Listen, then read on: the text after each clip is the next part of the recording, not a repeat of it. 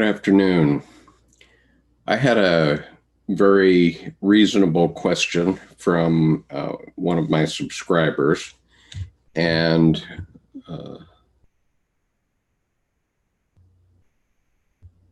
sorry.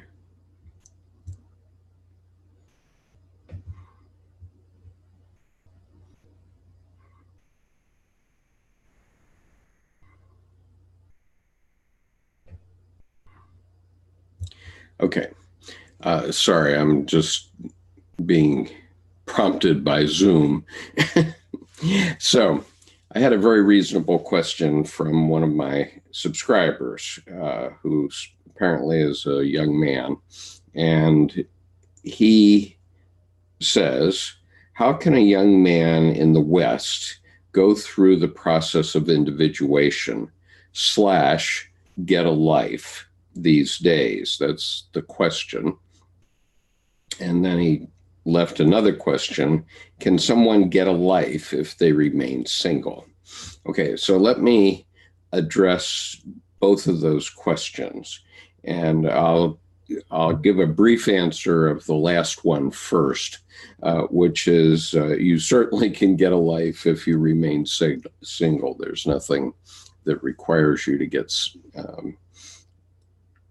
to get married, regardless of the gender of your spouse. And so then I want to make a very clear distinction between and in terms of nihilism, obviously you have to get meaning into your life. And so I sometimes quip that the best way to get meaning into your life is to get one. Okay, now that's sort of a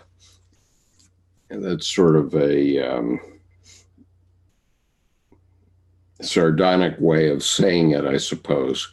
But the point is that if you're actually getting something done in life, then you're going to find meaning in your life. And if you have a goal, you will find a meaning in your life.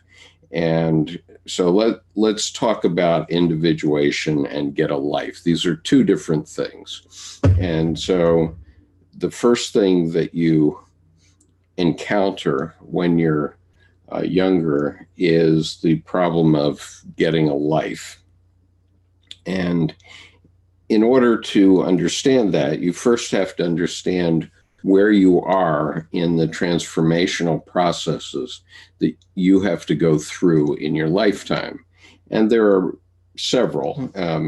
There's probably 4 big stages, but if you're a child, then you're not really responsible for that. And when you're in education, you have the school or your church or whatever it is that's trying to educate you, to prepare you to be a mature adult. And so then when you get through that educational process, however long it takes, and it took me until I was 32, I think, 32. And it took me 10 years of higher education before I really got it. And, but the fact is that you have to stop learning and start thinking and start creating things, doing things. And so in adulthood, obviously, one of the big tasks is to reproduce, because if we don't reproduce the species, then the human species ends. And so obviously one of the big tasks is to reproduce. But you don't have to. There's no requirement that you do that per se. But if you do reproduce, then you're going to be pretty busy for at least a decade, probably 2, being a parent. And that gives a lot of meaning to people's lives. You don't tend to find many nihilists who are who are parents or active parents of young children taking responsibility because there's just too much to do. But you also have people who suffer from this Peter Pan syndrome where they don't want to grow up. They don't want to take responsibility for their life. It's also referred to sometimes as the Oedipus complex, which is a young man wants to climb back in the womb and a young woman doesn't want to leave the home. And so obviously that's a problem. But you can find a way to get a life almost anywhere. I mean, start by getting a job or start by going to school.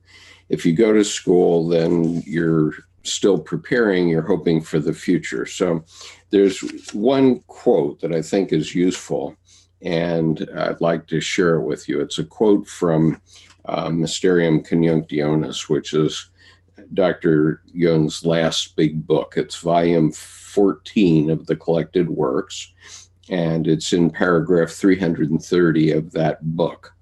And so this is the quote. The great thing is now and here. This is the eternal moment. And if you do not realize it, you have missed the best part of life. You have missed the realization that you were once the carrier of life, contained between the poles of an unimaginable future and an unimaginably remote past. Millions of years and untold millions of ancestors have worked up to this moment, and you are the fulfillment of this moment. Anything that is past is no longer reality, and anything that will be is not yet reality. Reality is now. To look at life as a mere preparation for things to come is as if you could enjoy your meal while it was, is as if you could not enjoy your meal while it was hot. That is the disease, really, of our time. Everybody is chiefly concerned about the future. One admits that now things are very bad, so all the more one tries to jump out of them, and therefore they never improve. One should take each moment as the eternal moment, as if nothing were ever going to change, not anticipating a faraway future. For the future always grows out of that which is. It cannot be sound if it grows in a morbid soil. If we are morbid and don't feel this here and now, then we naturally will build up a sickly future. We have seen that in actual historical conditions, things are so bad at present because everybody lived in the anticipation of something to come. One always expected the golden age, so things got worse and worse. Therefore, in psychology, in the life of the individual, it is of the greatest importance that we never think of it as merely now, with the hope of something coming in the future. You can be sure it never will come when you think like that. You must live life in such a spirit that you make in every moment the best of all possibilities. So sad to say, but there's 15 of you online right now, and the best of all possibilities for all 16 of us is all of our ancestors have built up to the point where we're here on this video channel right now, interacting with one another. This is the best thing that we can do.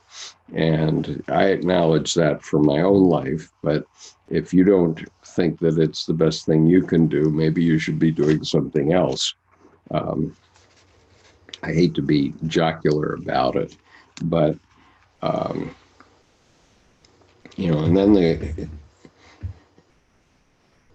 then the question is, how do you learn rules that are important for life? And, I remember almost nothing about my education. I did 10 years of higher education, and I did the equivalent of a master's degree in Mandarin Chinese. And then I went to law school. I went to college, obviously, and I went to business school. And so let me explain to you why you have to stop learning, because I don't remember a thing about my business school except three things. I learned three things in business school that I will always take with me, and none of them were in the classroom. Okay, the first was when I was in the Marines, my primary gunnery instructor at the artillery school was a man named Jack Glasgow. He was a first lieutenant at the time. And he and I got on quite well because I was the top student in his class. And about 8 or 10 years later, Jack was a major in the Marine Corps, and so was I. And he was assigned as the Naval Reserve Officers Training Corps instructor at the University of Rochester. And he had started 1 year ahead of me the executive MBA program at the Simon School of Business there. And so when I was applying to that program, the dean mentioned that there was another Marine in the class ahead of me, and he gave me the name, and I said, "Oh my God!" So I call him up, and I arranged lunch with him, and so he and I had lunch. This was before business school started, and so I said, "Jack, why are you here? I mean, why are you in the business school? You're a career Marine. Why are you doing this?" And he looks me straight in the eye very seriously, and he says, "So that now nobody can bullshit me." And so he was talking about statistics. And so it reminds me of the joke, there are lies, damn lies, in statistics. And that business school was 15 courses in statistics by different names, basically. And so it was a very quantitatively oriented business school based on the Chicago school approach. And after I left that program, I never used that statistical knowledge ever again, because in order to use that knowledge, you have to have a very, very big population. Like it's great if you work for the census or something like that. But if you work for a small to medium-sized company, you're never going to have a population that you can put into your mathematical models, the statistical models that'll tell you anything. And so the point is, I learned from Jack that, it's worth it to learn the statistics so that now nobody can bullshit me. Okay, there were two other things that I learned in business school, and those I both learned from a professor named Cliff Smith, who is still there. And this was, this was 42 years ago. Or no, let's see.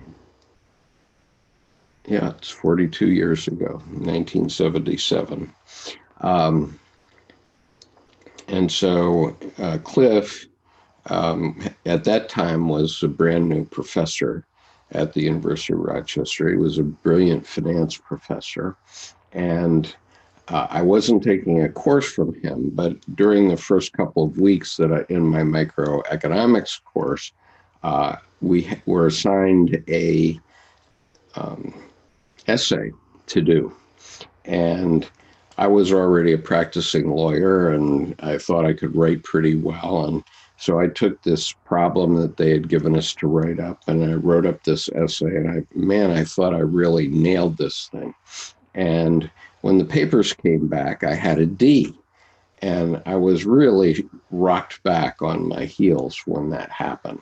And so during the break that came up after I received my paper back, I was out in the hallway, and I was sort of leaning up against the wall, just shocked. And I'm looking at the paper, and he came around the corner, and he looks at me and he sees that I'm obviously very upset. And so he says, "What's the matter?" And I said, "Well, I got this D and I really don't understand it because, I thought I had done extremely well with this paper." And he says, "Give me that." And he grabs my paper, and he was not my professor in the microeconomics course. So he said, "Follow me." And so it happened that his office was right across the hall. And I went into his office, and he was looking at my paper, and he started to laugh. And I said, "Well, what's so funny?" And he said, "Well, you've written this paper like a lawyer. You're not supposed to write this like a lawyer. You're supposed to write it like a microeconomist." And so I said, "Well, what the heck does that mean?" And so he proceeded to explain to me the cost benefits analysis, which is how in microeconomics you determine how you're going to do something or whether you're going to do something. And I was never taught that directly in the microeconomics course, but Cliff taught it to me, and it was, in that sense, it was useful. Okay, and so the third thing was I was after an exam that Cliff gave in the following year. He had given a very, very tough finance exam, and one of our students, one of my fellow students, was at that time a 44-year-old telephone company executive, because this was an executive MBA course. And he came out of the exam and he was angry as he could be. He was spitting nails because this had been a really tough exam, and he felt that it was uncalled for. And I happened to be standing chatting with Cliff at that moment when he came out of the exam. And Cliff just said, "Hey, man, if it wasn't tough, it wouldn't be worth anything." And so the point is that your education is useful to you in terms of toughening you up, preparing you for the slings and arrows of life and problem solving.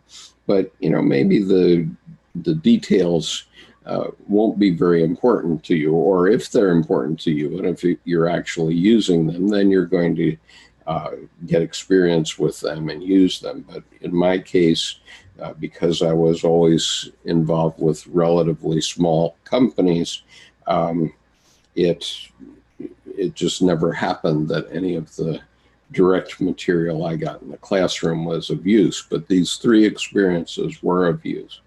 So in order to get out of nihilism, you really need to find a meaning to your life. And the best way to do that is by understanding that things are destiny, and that we can't change our destiny. And so Dr. Jung had a way of talking about it, and he started to talk about it in Answer to Joe. But let me just mention also, in terms of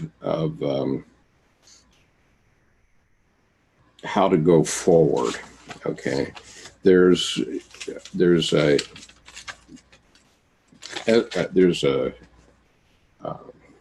video on this channel called How to Have an Authentic Life. And in that video, I talk about the story of Jascha Heifetz. And the point is that we just have to go do something, anything.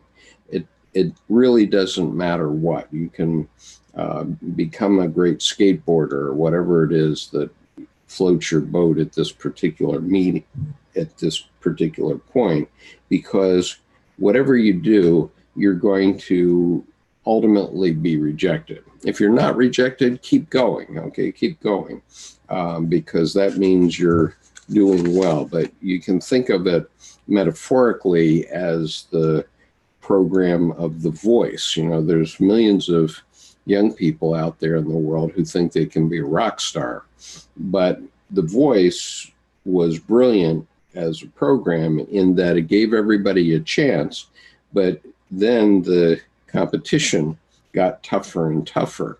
And so it forces you through this archetypal cycle, which we call the Job archetype, which is contest, defeat, lamentation, and rebirth. And so in the case of the voice, they gave everybody a chance to contest, to do well. Most people were defeated right away, and over weeks, most everybody was defeated except for the top person of a given season. And so then you have to go back and lament, and you have to determine whether you have what it takes to be a rock star still if you're defeated, or whether you should go into another line of work. And that's the way life is. And so whatever the lamentation produces is either go forward, keep trying, or give up. And if you give up, then you have to figure out what you're going to do next, what you're destined to do next. And that's where individuation comes in. But you have to try things. And so, I know that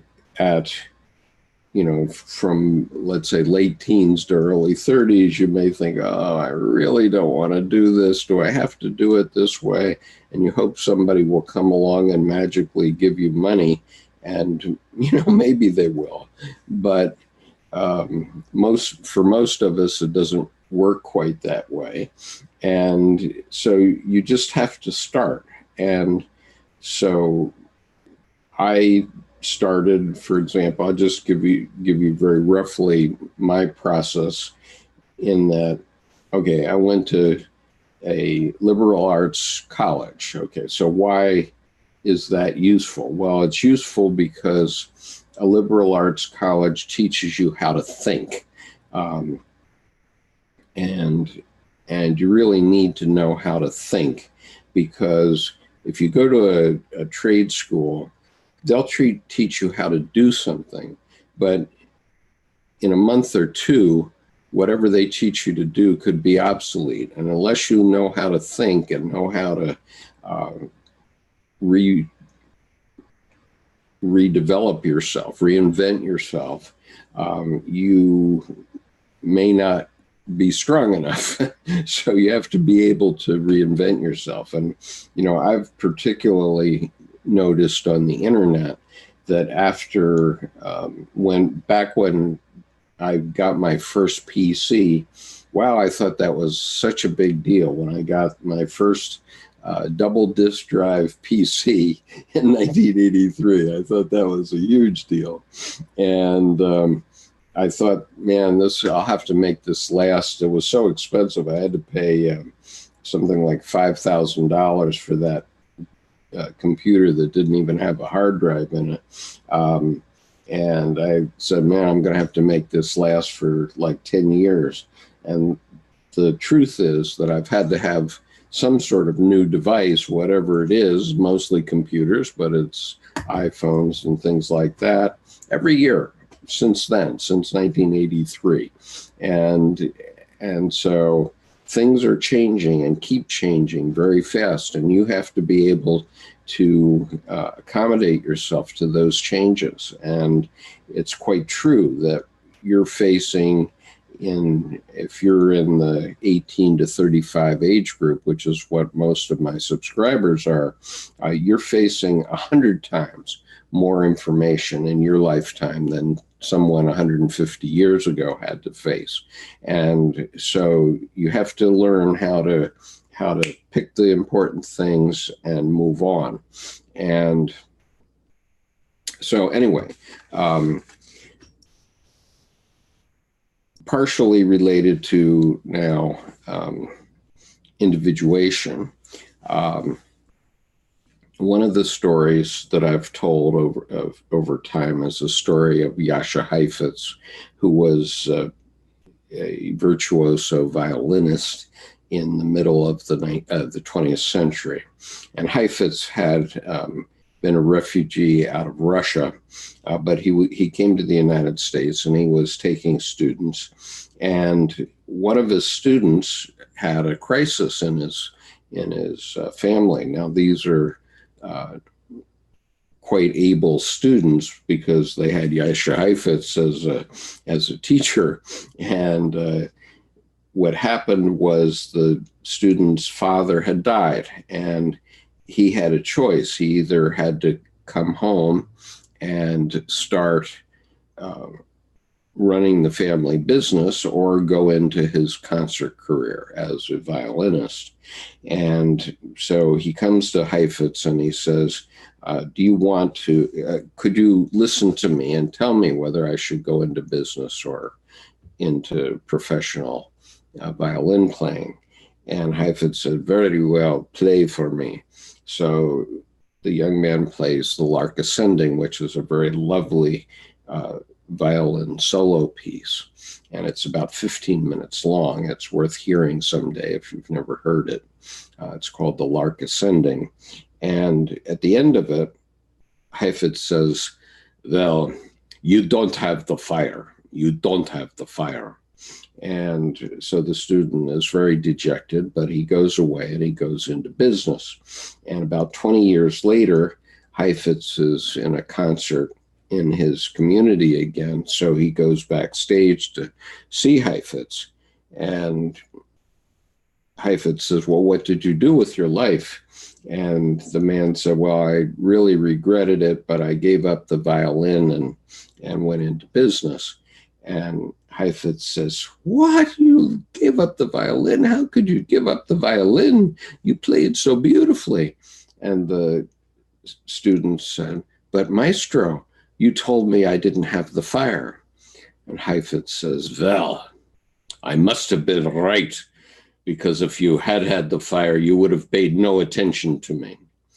And so that's the point, that, you know, when you come up against some blockage in your life, what if it's because your father died or because of whatever happens in your life, stuff happens. You need to figure out how you're going to go around that. And so you're either going to go on, and some of the people who were on The Voice did come back in later years and performed quite well, but most of them didn't come on. And it just happens that, but that's the way that you're going to individuate. So it's not getting a life, because getting a life is just getting started doing something. Do anything. It doesn't matter if it's basket weaving. Just get to work and or get on with it. It could be finger painting for all I care, because if you do anything like that or anything at all, you're going to start to get ideas of what you should be doing with your life, and there will become a meaning to your life. And so the other individuation example I wanted to give is Bohemian Rhapsody, which is a movie I saw only a few days ago. I hadn't seen it up till now. But Freddie Mercury, who was the leader of the rock band Queen, you know, I didn't particularly like the gestalt of this movie, because I'm not into the gay life, but Freddie Mercury was. But what is impressive about that movie is that Freddie Mercury totally individuated perfectly, in the same sense that Jesus Christ did. And that's very clear in the movie. And it, you know, it follows the Christian cycle almost exactly. And so you can really see the trials that he went through trying to live the life that he was intended to be. His self told him, this is how you should be. And he lived it pretty perfectly as long as he could. He ultimately died of AIDS, but in terms of an individuation story, there's probably not a better one out there these days, and you can download it. Now, I'll quickly take a look at some of your comments, and then I'll come back. All right. Wow, there's a lot of comments here. Just going to scan through. And Fernando recommends embodying the shadow. Well, you certainly need to understand the shadow. And that's the parts of yourself that you don't like, that you want to hide away, that are not compatible with your persona, whatever you're trying to hold yourself out as. And, so in my case, I was becoming a Marine officer. So my persona was this tough Marine officer, but my shadow was, am I really strong enough to be a Marine officer? That was a shadow, and you have to live with that. Lucky says this is very relevant to me. Auto Alchemy says, my ancestors would be proud. Well, that's good. I'm just going to quickly go through these, the longer ones. Cultures being systematically destroyed by somebody, by professors or whatever. It's certainly being systematically destroyed. The good news is that from the ashes, the phoenix will rise. And so the culture, let's put it this way. Osama bin Laden did destroy America when he took down the World Trade Center, because it caused us to fracture and start to fight within ourselves. And that has continued to happen. And so we now have this national neurosis between the red and the blue.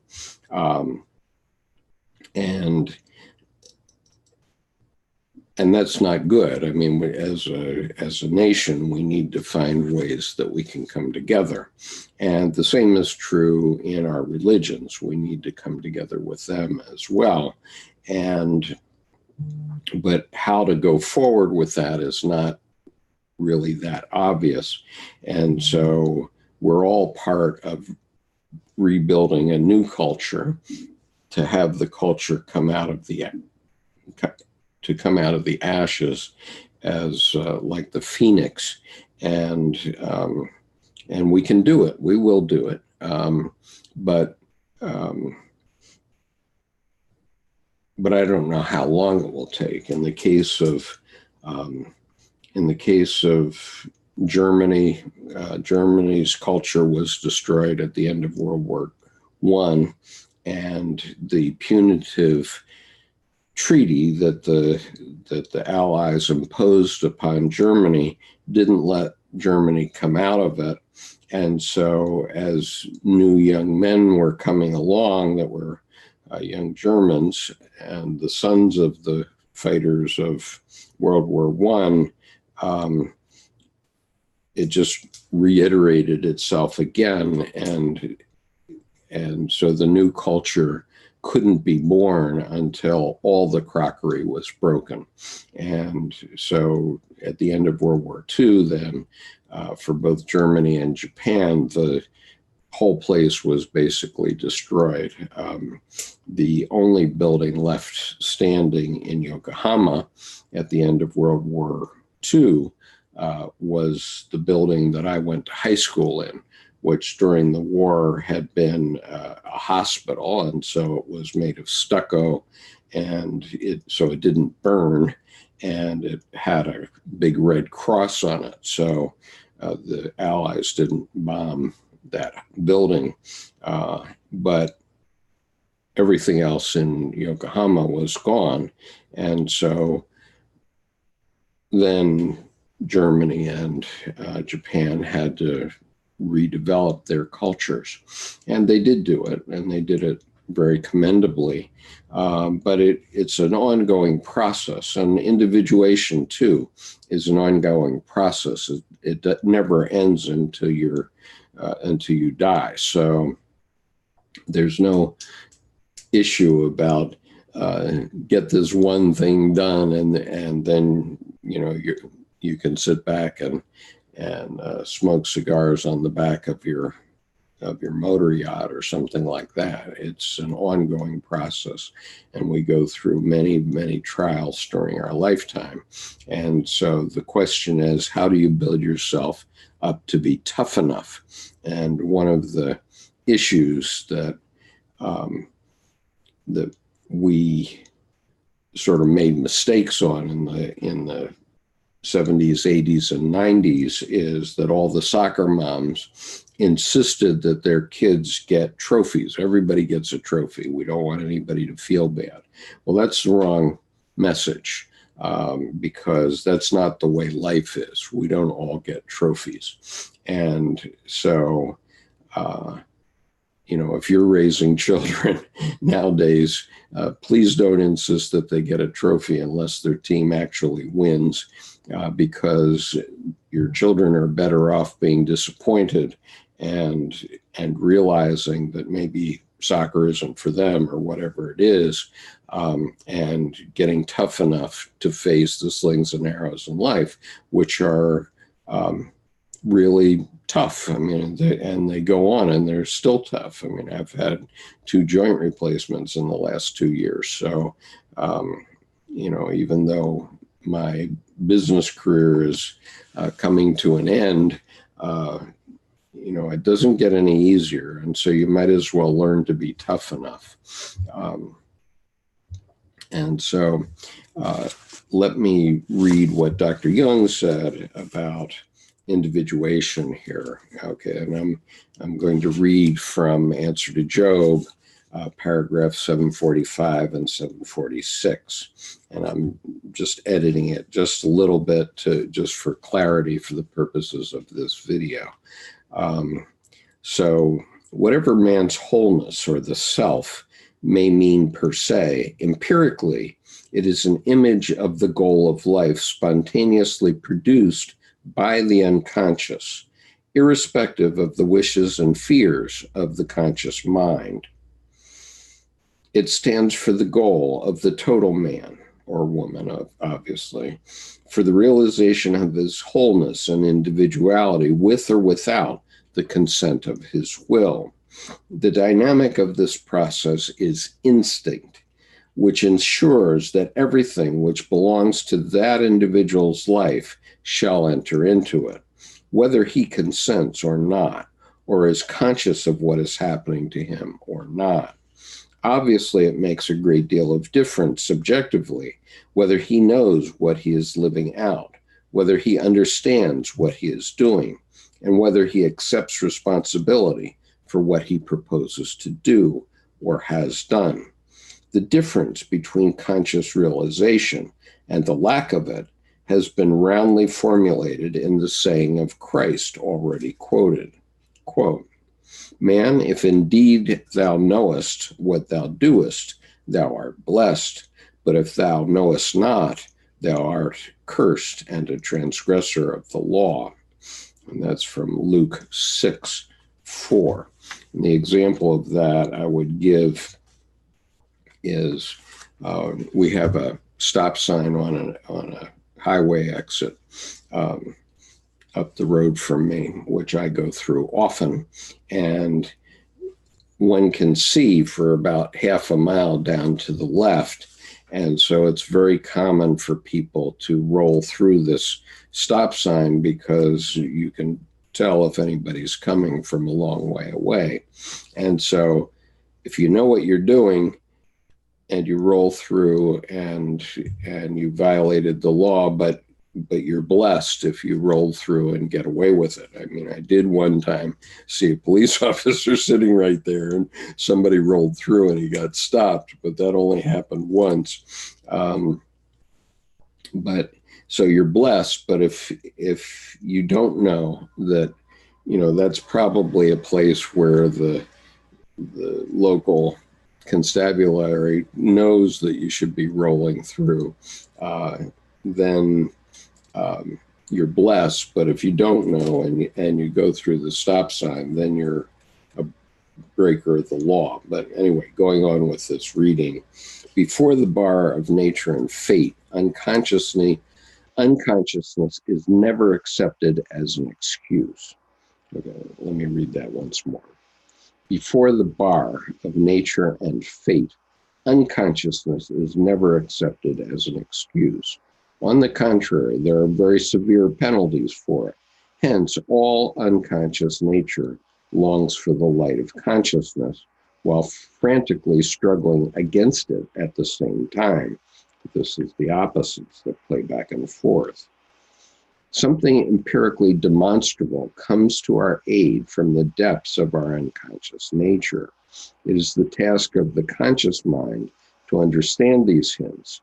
If this does not happen, the process of individuation will nevertheless continue.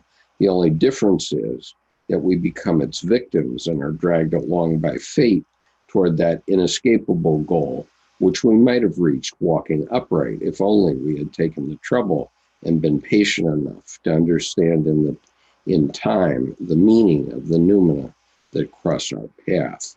And so the point of this is that your unconscious knows. Your unconscious knows things that you can't possibly know.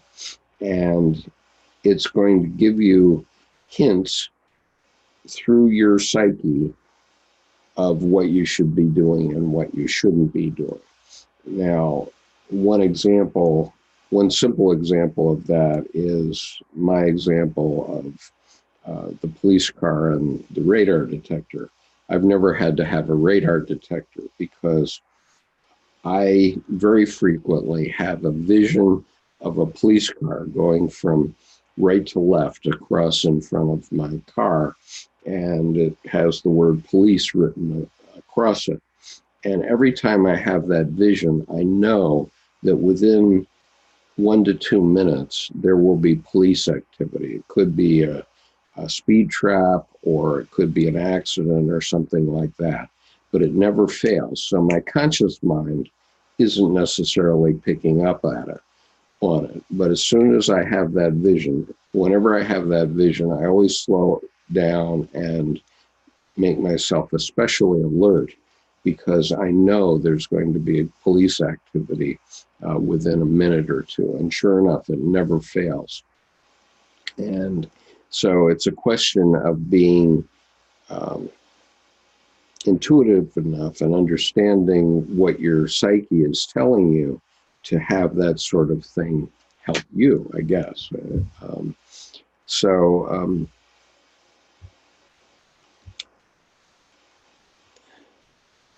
Grenade says, I'm trying to learn how to code for a month now, and I've had at least 20 defeats already. Well, press on, man. If you're taking a course in coding, maybe you better press on and see if you can pass the test, but maybe coding isn't for you. It sounds a bit that way, because some people do take the coding. I did take a coding course in basic computer language.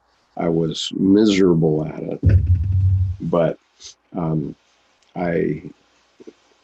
one thing I did in business school that was good was that when I walked into the class the first time, there were 3 women in the class and 30 men.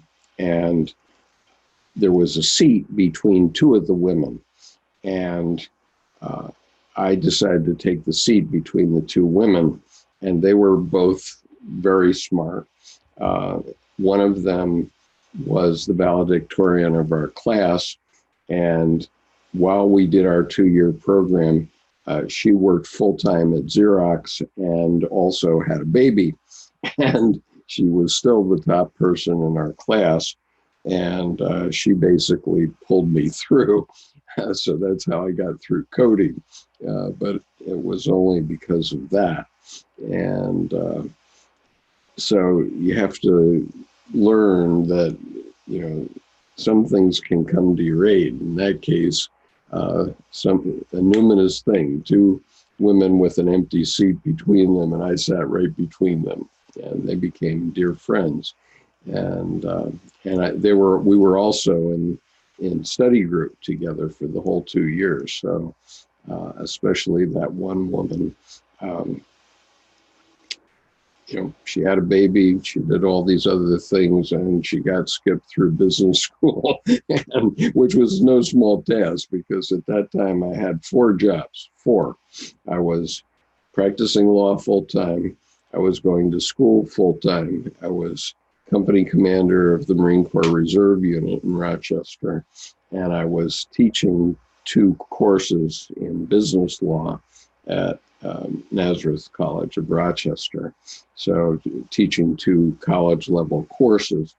And one time I was at the Reserve Center, and I pulled out of the Reserve Center, turned right, and my mind just said, I don't know what I'm doing. And it was like my whole mind just blanked. And I had to pull the car over to the side of the road, and I just closed my eyes for about 10 minutes. And in that time, my brain could catch up and reboot. And then I could remember where I was going. But at that particular moment, I just had a brain freeze, and I couldn't think where I was supposed to be going in that moment. And let's see.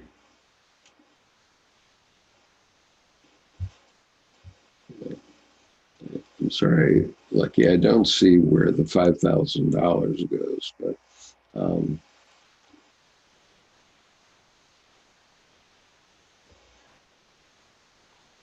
okay. There's discussion going on about coding, which I'm going to leave aside. And Lucky says, I'm a habitual stop sign roller. Well, as long as you know what you're doing and that one day a policeman might stop you, it's probably worth it to do that, as long as you don't cause anyone else to be in danger. I've got strength says, I haven't visited live stream for a long time, and I'd like to say, nice shirt. It looks good on me, on you. Great quote about understanding as a bliss and ignorance as a curse. Truth Seeker says,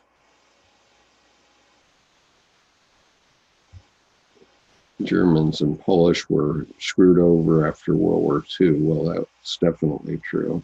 And unfortunately, their cultures were totally destroyed at that time.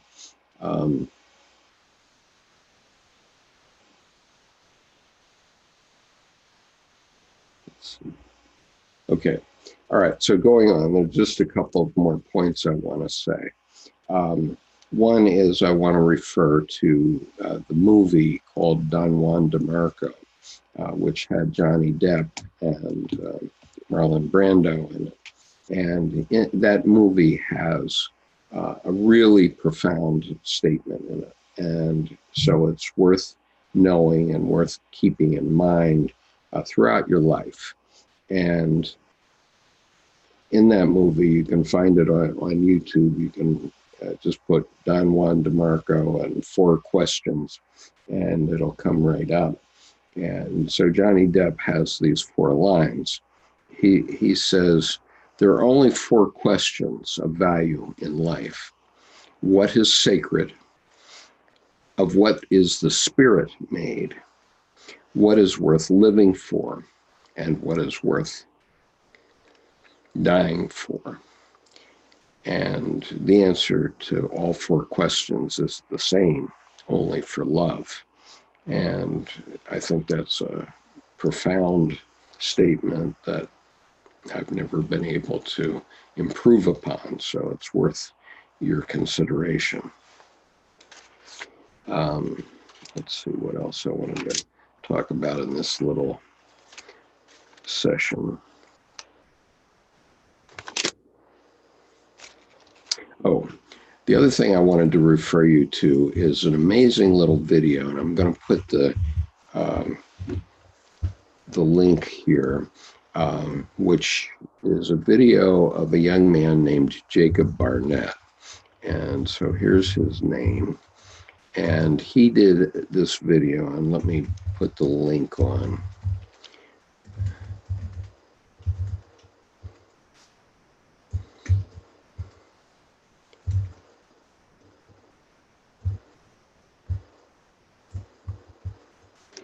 Let's see. Let's forget where the letters are when I have to just grunt them out. Okay, I think that's the link. I hope that's the link. And let me just check if it's the link. Video unavailable. Okay. Anyway, there's a video.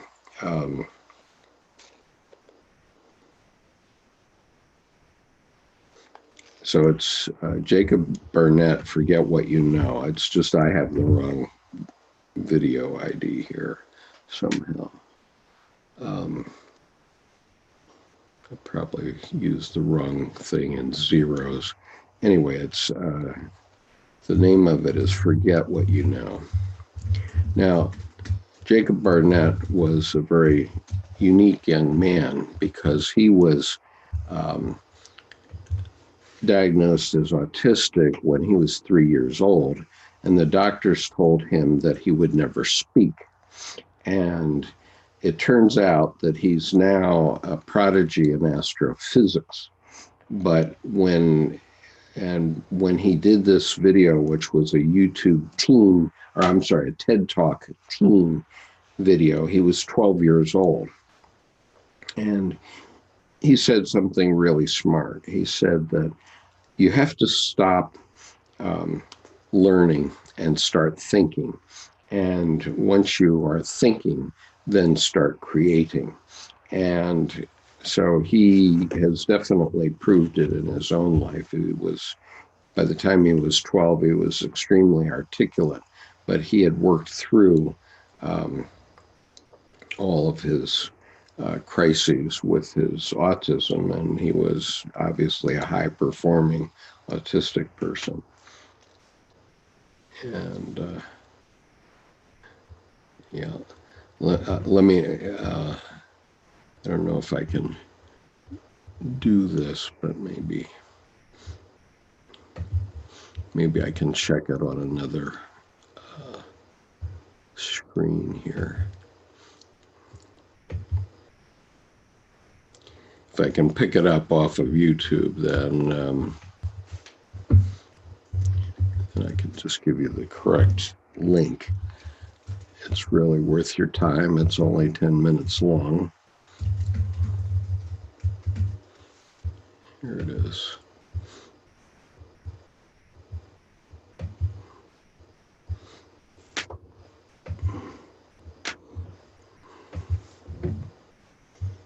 I guess I had the O's wrong. All right, so let me do this once more.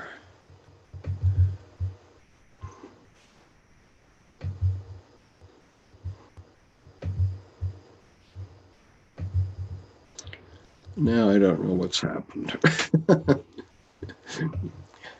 Okay, here we are. All right, so this is the correct link because I took it directly off the video, so that should be the correct link. So I urge you to take a look at that and think about what this young man says. And Gregory says, learn everything you can about symbols and then forget it all when interpreting a dream. Right, and also remember, Gregory, that when we're talking about dreams, it's not we're interpreting dreams. Our dreams are interpreting us. And so what we need to do is understand what our dream is trying to say to us about our life. That's an important distinction, which I urge you to keep in mind when you're doing dream studies. And so, okay. All right. So I've enjoyed giving you this little lesson. I hope this has been helpful, especially to my young friend who asked this question. And the other question that he had asked is, can someone get a life if they remain single? And the answer to that is, of course they can. And, it's not essential that everyone reproduce, for one thing. And, for example, when I got together with my second wife 35 years ago, I told her that we weren't going to have any more children besides the three that were already there from my first wife. Or I asked her if that was a deal breaker, and she said no. And so she's never had any children, but she's had quite a meaningful life. And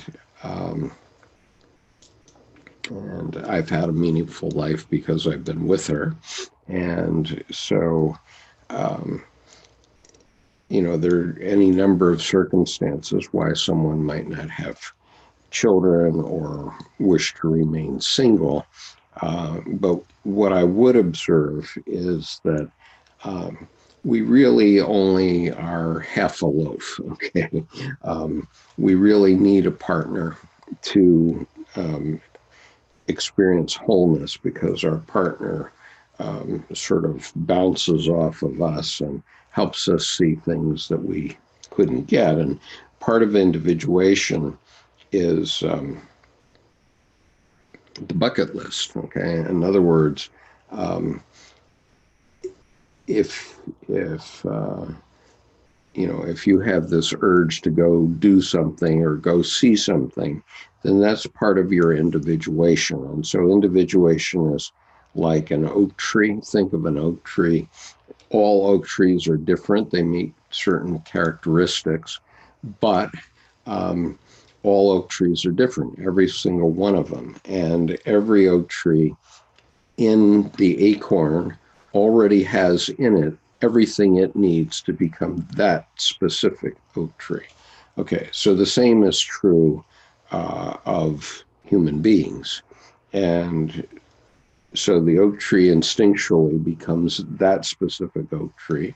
This is true of all living things. And every living thing becomes that specific thing. And it also meets certain general categories. And so it is with us. And so each of us has been put on the earth based on this millions of years and millions of ancestors process. And this is the eternal moment right now, right this minute, the eternal moment, the best thing that your ancestors and mine could bring us to is what's happening right now on this live stream.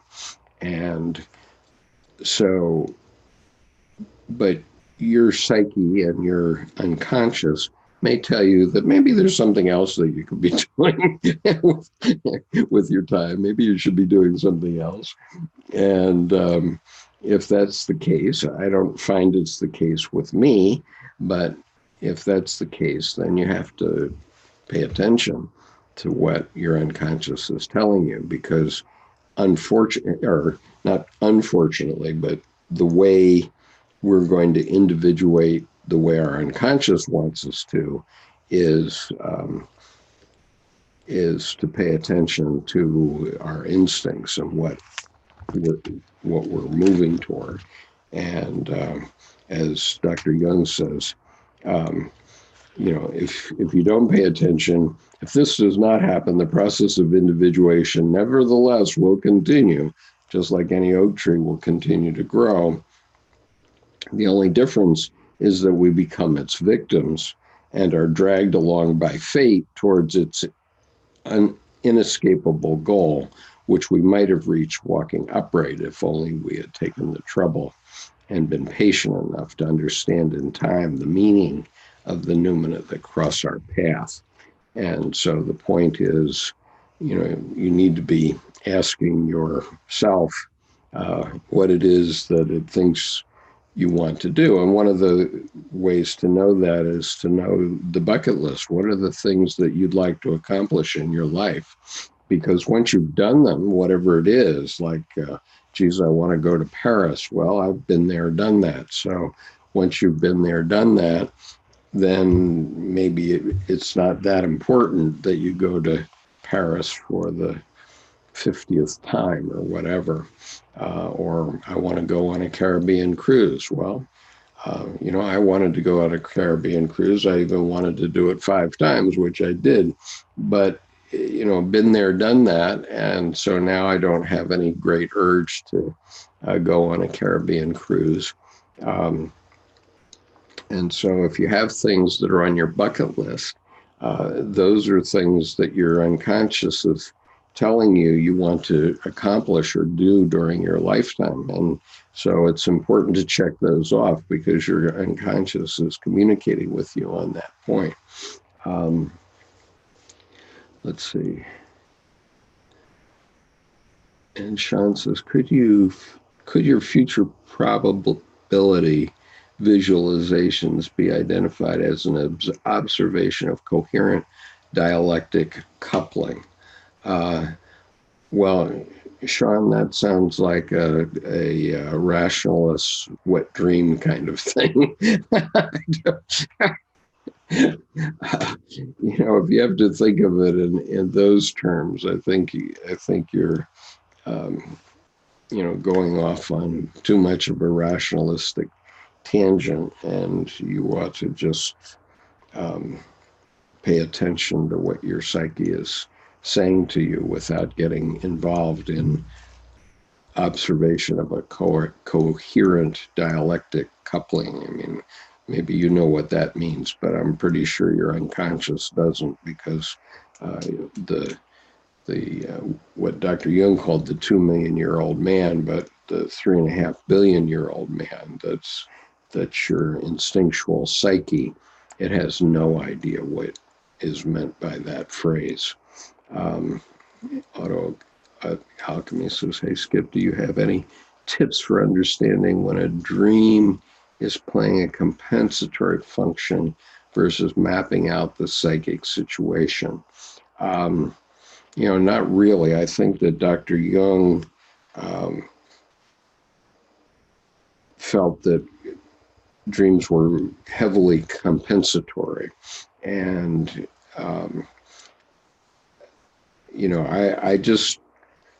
what I would suggest is, and part of individuation is going through this Job archetype.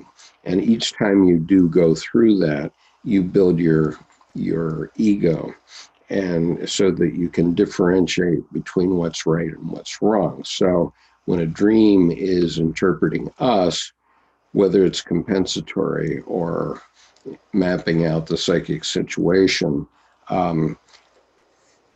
take a look at the dream, reflect upon it, and then let your ego decide what's right and what's wrong. Remember 1 John 4:1, which is,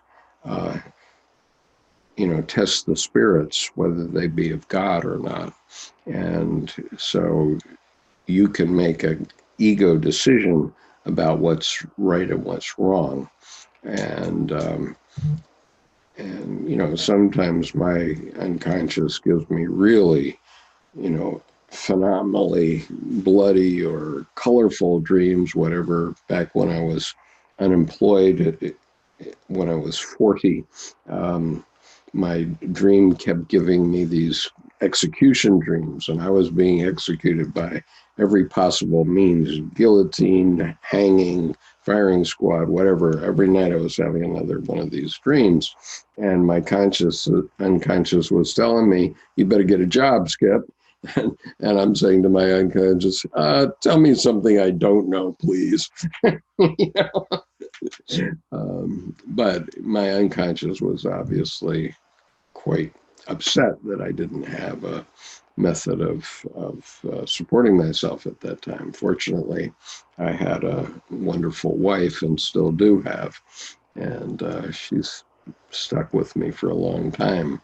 And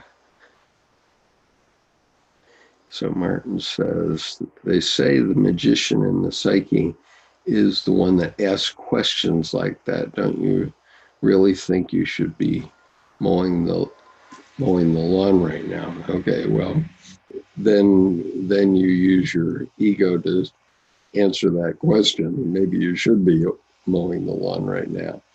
And then I know this is off topic, but can you visit Bollingen Tower in Switzerland?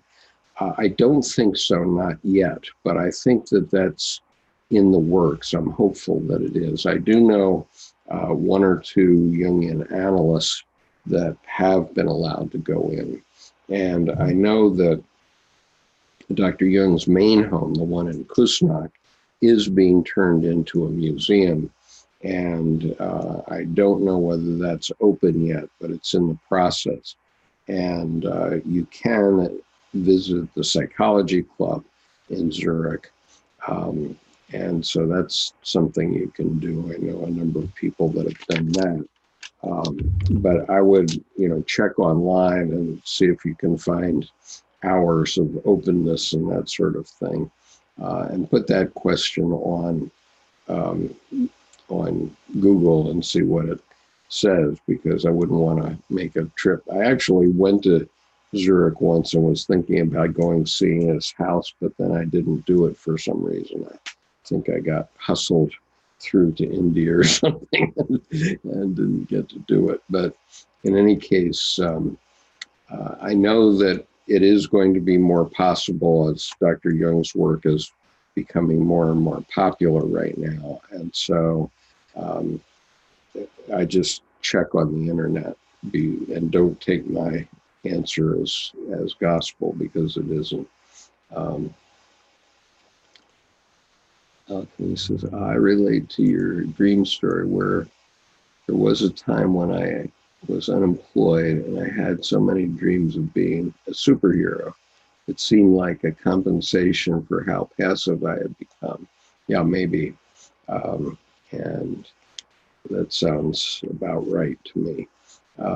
But again, I normally don't interpret the dreams of others. And that's because I'm not a mental health professional. So anyway, thank you so much for so many of you hanging in here for so long. But I'm going to terminate at this point. And for my friend who asked this question about being single and also about how a young man can get a life and or individuate. Individuation is a lifetime process. Getting a life is simply, getting up off the sofa and maybe go to the library. You never know, you might meet a girl there. Whatever, something will get you going. And I don't mean it has to be heterosexual at all. I mean, you may find your partner in someone of the same sex. I can't say, and I make no judgment about that. But in general, we have to find someone who complements us in some ways. And so whether that's a person of the same sex or heterosexual, that's your call entirely. But I would say that if you're going to have wholeness in your life, you need someone else who's helping you develop. Maybe that can be YouTube. I don't know. Ask me in 30 years whether anybody's developed thanks to my videos. I couldn't say. That would be great. But anyway, I urge you to find a partner of whatever flavor and enjoy the companionship and the yin and yang of it, regardless of the sexual issues. And certainly you can be single as well. So anyway, good luck everyone with your lives, and I hope you have fulfilling ones. And I saw a Leonard Nimoy documentary the other night, so live long and prosper. Good luck. Thanks. Bye.